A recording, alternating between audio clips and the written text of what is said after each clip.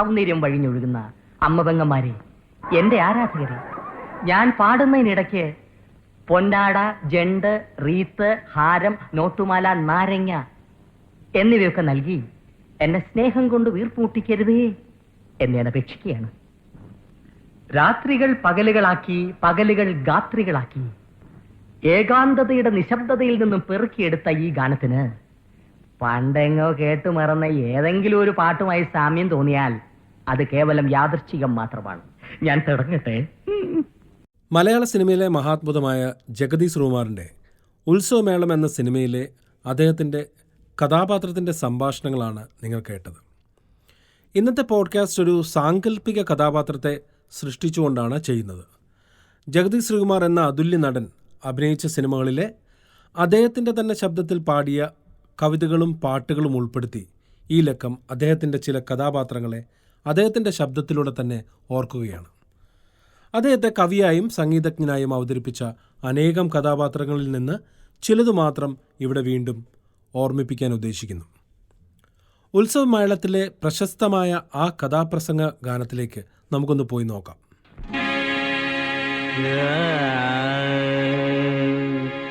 രാമ ശ്രീരാമ കൂടെ വരുന്നു ഞാൻ, നീ പോവും വഴിയെല്ലാം ഈ സീത വരും കൂടെ. രാമ ശ്രീരാമ കൂടെ വരുന്നു ഞാൻ, നീ പോവും വഴിയെല്ലാം ഈ സീത വരും കൂടെ.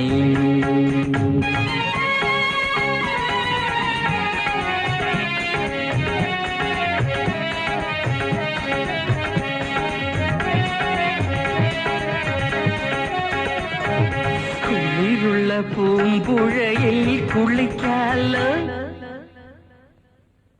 കുളിരുള്ള പൂമ്പുഴയിൽ കുളിക്കാലോ, കിളിയുള്ള മരച്ചോട്ടിൽ കളിക്കാലോ.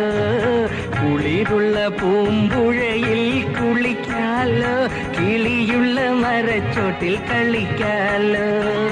കാറ്റത്തു ചക്കര മാമ്പഴം പൊഴിയുമ്പോൾ ഇഷ്ടം പോലെടുത്തങ്ങ് തിന്നാലോ. രാമ ശ്രീരാമ കൂടെ വരുന്നു ഞാൻ, ഈ പോവും വഴിയെല്ലാം ഈ സീത വരും കൂടെ, ഈ സീത വരും കൂടെ, ഈ സീത വരും കൂടെ.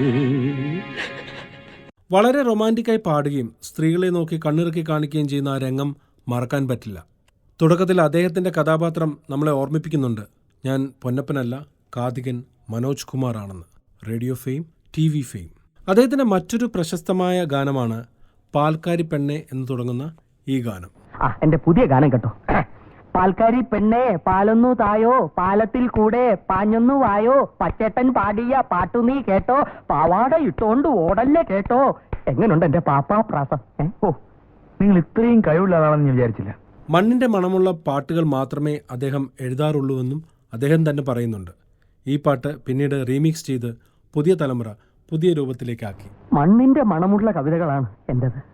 അതെന്താ എഴുതിയിട്ട് കുഴിച്ചിടോ? No, realistic poetry. ആർക്കും പിടിയിട്ടു. അല്ലാതെ ഒരു വട്ടം കൂടി എൻ ഓർമ്മകൾ മേയുന്ന തിരുമുറ്റത്തെത്തുവാൻ മോഹം എന്നൊന്നും ഞാൻ എഴുതില്ല. കാരണം ഓർമ്മകൾ ആടുകളെയോ പശുക്കളെയോ പോലെ മേയാറില്ല. ഇനി അഥവാ മേഞ്ഞാൽ തന്നെ ആരും മിറ്റത്ത് കയറാൻ സമ്മതിക്കില്ല, അടിച്ചോടിക്കും. ചേക്കേറാൻ ഒരു ചില്ല എന്ന ഈ ചിത്രത്തിൽ അദ്ദേഹം മറ്റൊരു ഗാനവും ആലപിച്ചിട്ടുണ്ട്. കടല് കടല കണ്ടു എന്ന ഈ ഗാനം കവിതയായി മാറിയത് എങ്ങനെയെന്ന് അദ്ദേഹത്തിന്റെ വാക്കുകളിൽ തന്നെ കേൾക്കാം. ഒന്ന് കേൾക്കൂ.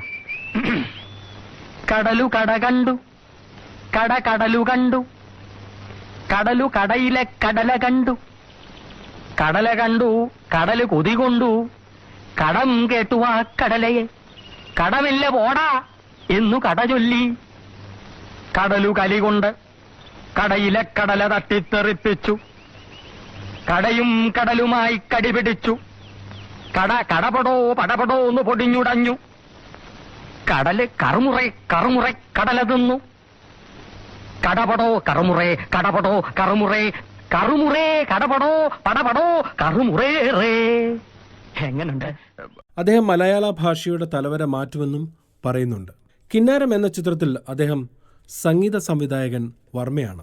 ഓട്ടപാത്രത്തിൽ ഞണ്ടു വീണാൽ ലൊടലൊടലൊടല്ല, മഴ പെയ്തു വെള്ളം വീണാൽ ജല ജല ജല ജ. നല്ല മൂടല്ലേ? ആ വിരിഞ്ഞ പാലപ്പൂമണം വന്നാൽ ഗുമുകുമകുമകു, തേൻ കൂട്ടിൽ കല്ലു വീണാലു.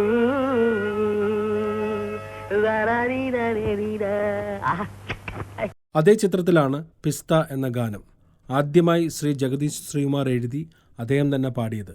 1 2 3 4 ചുരുക്കിന് മുക്കാമുഴം പോട്ടെ മരി കൊഴുന്ന് കബക്കിന് മാറ്റി പൊടിച്ച് പിസ്താകുമാക്കി റസോ മാറി.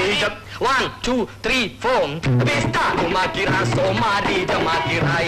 പിസ്താകുമാക്കി റസോ മാറി ജമാക്കി റായ. പിസ്താകുമാക്കി റസോ മാറി ജമാക്കി റായ.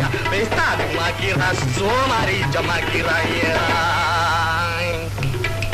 ഈ ഗാനം പിന്നീട് ശബരീഷ് വർമ്മ മുഴുവൻ ഗാനമായി നേരം എന്ന സിനിമയിൽ അവതരിപ്പിച്ചു. രാജേഷ് മുരുകേശന്റെ സംഗീതത്തിൽ ശബരീഷ് വർമ്മ പാടിയ ഗാനം സൂപ്പർ ഹിറ്റായി മാറി.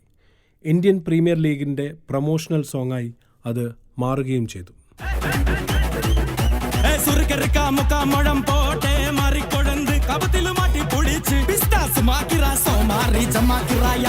കിന്നാരം എന്ന ഈ സിനിമയിൽ തന്നെ ചില മോഷണ ശ്രമങ്ങളും അദ്ദേഹത്തിന്റെ കഥാപാത്രം നടത്തുന്നുണ്ട്.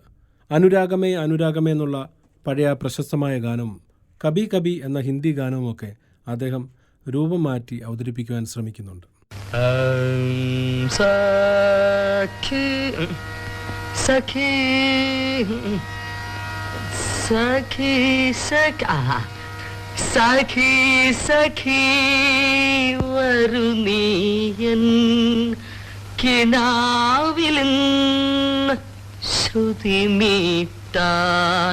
ഐത്തം എന്ന 1988 റിലീസായ വേണുനാഗവള്ളി ചിത്രത്തിൽ NS തോവാള എന്ന കഥാപാത്രമായി അദ്ദേഹം വളരെ വ്യത്യസ്തമായി ഇങ്ങനെ പാടുന്നു. തൊഴി കൊണ്ട പത്നി അഥവാ പുനർവിവാഹം.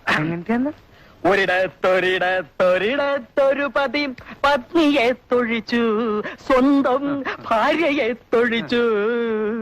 തൊഴി കൊണ്ട പത്നി പതിയെ ശപിച്ചു, ഹൃദയം പൊട്ടി മരിച്ചു, ഹൃദയം പൊട്ടി മരിച്ചു. സിംഹവാലൻ മേനോൻ എന്ന ചിത്രത്തിൽ ഹാപ്പി ബർത്ത്ഡേ ടു യു എന്ന പിറന്നാൾ ഗാനം മലയാളത്തിലാണ് അദ്ദേഹം പാടുന്നത്. അതായത് ഹാപ്പി ബർത്ത്ഡേ ടു യു എന്ന വാക്കുകൾ സന്തോഷ ജന്മദിനം കുട്ടിക്ക് എന്നുള്ള ഭാഷാ മാറ്റം നടത്തി അദ്ദേഹം തന്നെ പാടുന്നു. സന്തോഷ ജന്മദിനം കുട്ടിക്ക്, സന്തോഷ ജന്മദിനം കുട്ടിക്ക്, സന്തോഷ ജന്മദിനം. മറ്റൊരു ചിത്രത്തിൽ ബംഗാളിലെ വെള്ളപ്പൊക്കത്തിൽ ഒലിച്ചുപോയ വീടിനെക്കുറിച്ചൊക്കെ പറഞ്ഞ് കൽപ്പനയോടൊപ്പം വൈഷ്ണവ ജനതോ എന്ന ഗാനം പാടി ഭിക്ഷയാചിക്കുകയും ചെയ്യുന്നുണ്ട്.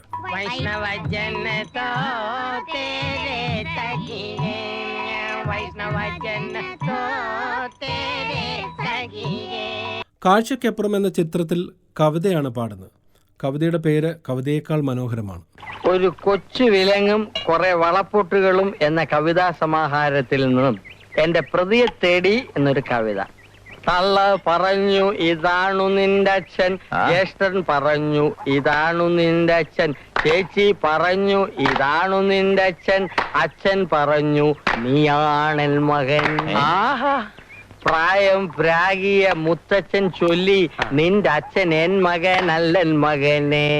എങ്ങനെ പ്രായം പ്രാഗിയ മുത്തച്ഛൻ ചൊല്ലി നിന്റെ അച്ഛൻ എൻ മകനല്ലൻ മകനെ.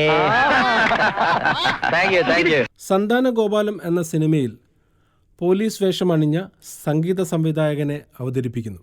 കടലിനക്കര പോണോരെ, കാണാ പൊന്നിന് പോണോരെ, പോയി വരുമ്പോഴെന്ത് കൊണ്ടുവരും? 3 4 love is short but life is short, love is short but love is short, love is short but life is short, life is short by wife is short. ഇങ്ങനൊരു പുതിയ സ്റ്റൈലിലാണ് ഇന്നത്തെ ഗാനമേളയിൽ നമ്മൾ ഈ പാട്ട് പാടാൻ പോകുന്നത്. എങ്ങനെയുണ്ട്? അദ്ദേഹത്തിന്റെ ശബ്ദത്തിലൂടെ 3-4 ചിത്രങ്ങളിലെ പാട്ടുകൾ മാത്രമാണ് നമ്മൾ കേട്ടത്. ഈ സമയം കൊണ്ട് 100 കണക്കിന് കഥാപാത്രങ്ങൾ നമ്മുടെ മനസ്സിലൂടെ കടന്നുപോയിട്ടുണ്ടാകും. പകരം വെക്കാൻ ആളില്ലാത്ത ആളെന്ന് നിസ്സംശയം പറയാൻ സാധിക്കുന്ന മഹാനടന്മാരിൽ ഒരാളാണ് അദ്ദേഹം. 1974 കന്യാകുമാരി എന്ന ചിത്രത്തിൽ തുടങ്ങി 1400ഓളം ചിത്രങ്ങളിൽ അഭിനയിച്ച അദ്ദേഹത്തിന് അപകടത്തെ തുടർന്ന് സിനിമയിൽ തുടരാനാകാഞ്ഞത് നമുക്ക് ഓരോരുത്തർക്കും തീരാത്ത നഷ്ടമാണ്. അദ്ദേഹം ആരോഗ്യത്തോടെ തിരിച്ചു വരുന്ന നല്ല നാളുകൾക്കായി നമുക്ക് കാത്തിരിക്കാം. മികച്ച കഥാപാത്രങ്ങളായും ഇതുവരെ അഭിനയിച്ച നിരവധി ചിത്രങ്ങളുടെ പിന്നണി കഥകൾ നമ്മളോട് പങ്കുവയ്ക്കുവാനും അദ്ദേഹം പൂർണ്ണ ആരോഗ്യത്തോടെ തിരിച്ചു വരട്ടെ.